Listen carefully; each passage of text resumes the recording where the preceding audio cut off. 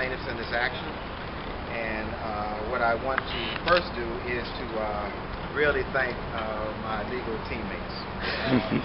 Shah, Joy and Amon, and they did a incredible job. I thank them very much. I also want to very much thank the plaintiffs in this case for the way that they stood up, the courage that they displayed, how informative they were, and how diligent they were in sticking up. And that is Isaiah Ed and Ms. Cheryl Nelson. So I really thank them a lot. I think this is clearly a victory for the citizens. I think that what the court has sent a signal to this community that there will not be this arbitrary use of public funds, that the whole process of eminent domain, of seizing someone's property, of blighting their area, is going to come under serious scrutiny, the kind of scrutiny that was not given to this properly by the Board of Aldermen or by the administration. I think this signals a new day, an end to the abuse of public funds. So with that, I will let other colleagues comment on the case. Beavis?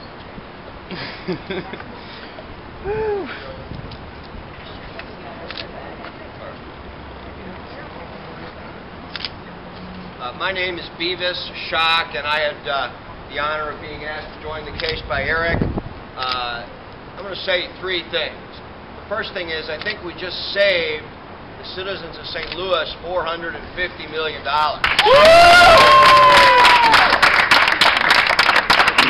The second thing is, I am very interested in the 20 or 27 million or whatever it is Mr. McKee got from the Land Assemblage Act. Yes. It's my understanding that that depended upon his getting the tip. And he didn't get the tip. That's right. So he better give that money back maybe tomorrow.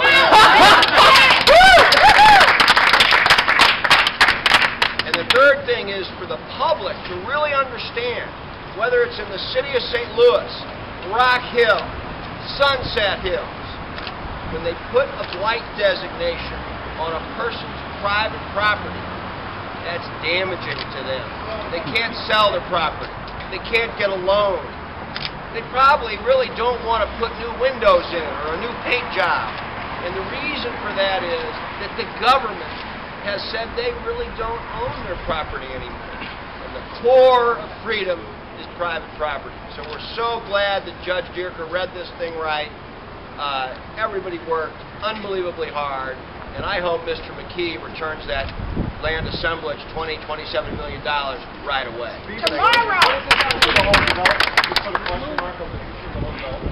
Let me first spell my name. V like Victor, I-S, Schock, S-C-H-O-C-K. I'm glad you asked that. We hope Mr. McKee develops property. He just needs to do it through private transactions in the free market. We don't want him to ask for the government to pay for his development and to take the risk out of his development. Come on down, build buildings, make them beautiful, get a great architect, move in all kinds of people, but do it the way it's always been done. Manhattan Island was developed by private transactions, people buying and selling, not by a government subsidy. The taxpayer cannot pay for these projects. Well, the tip is $450 million, and Judge Dierker just threw a bucket of water on it.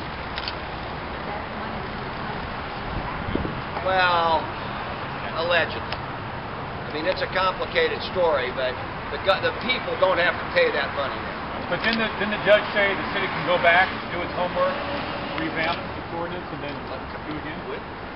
What happens tomorrow is tomorrow. Right now, I know we won today. I don't know. I mean, the opinion's very strong. Judge Dierker talked about the lack of a financing commitment. He talked about Professor Boldreen as persuasive and credible.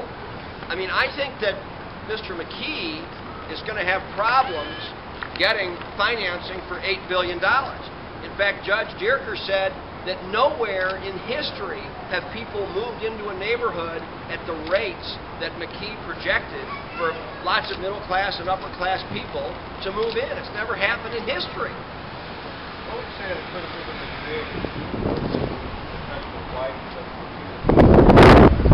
My answer to that is drive around North St. Louis. North St. Louis is happening. Dave Rowland, who was one of the witnesses, took photographs of the blighted areas, and then he turned in a circle with a video camera, and there was development all around: apartments, car sales, grocery stores, gas stations, people living, people going about their business. If you leave people alone, they'll take care of you.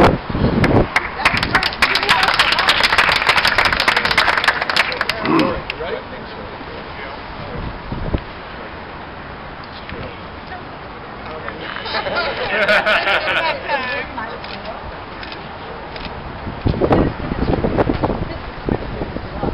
I'm Cheryl Nelson, resident, citizen, taxpayer in the city of St. Louis. It's with elation that I stand here before you today, but it would not be without the legal eagles, the attorneys Eric Vickers, Beavis Schott, Jim Shottle, D.B. Amon, that I am able to stand here today. This is a victory not just personally for Cheryl Nelson, but for all the citizens of North St. Louis, and it's just a great day. If I told you, I would like to live peacefully in my neighborhood, watch it grow harmoniously, organically, and this can happen. This is what was in Judge Dierker's order, and it shall happen for North St. Louis. How about leave us alone and let us grow? You're looking at somebody who has invested. I said we have invested. Property owners have invested. There is a daycare that's coming up right on Florence invested. There is plenty of development going on there. There is a lot of development. Please drive through North St. Louis. You might want to invest. Real North. Real North St. Yes.